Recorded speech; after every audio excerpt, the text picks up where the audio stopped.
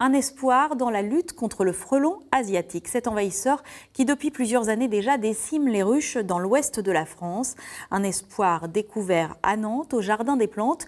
Une espèce carnivore a développé, vous allez le voir, un piège redoutable. Thomas Paga, Karine Andouche et Michel Hiver. Du dehors, la plante semble inoffensive. Un long tube à la corolle chatoyante, surplombé d'un chapeau. Voici la Sarracenia. À l'intérieur, les botanistes ont fait une découverte macabre.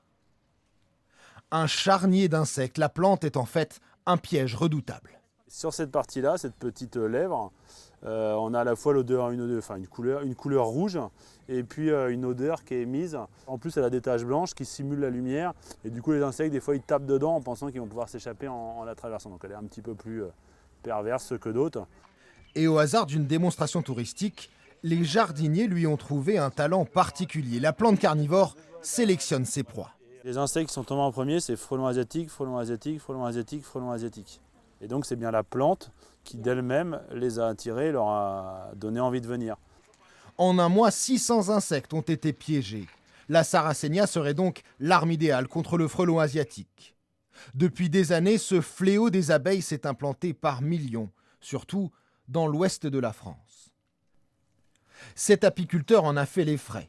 Chaque été, malgré ses pièges, le frelon détruit des ruches entières. Pour lui, la plante carnivore n'est qu'une petite lueur d'espoir. Si c'est avéré, ça peut être un plus quand même, puisque un certain nombre de frelons seront détruits de cette façon. Mais bon, il ne faut pas rêver, hein, ça ne sera pas suffisant pour éradiquer le frelon. Problème supplémentaire, les Sarracenia ne vivent que dans des tourbières, un milieu difficile à reproduire à grande échelle. Prochaine étape pour les chercheurs, isoler les molécules qui attirent les frelons pour des pièges plus efficaces.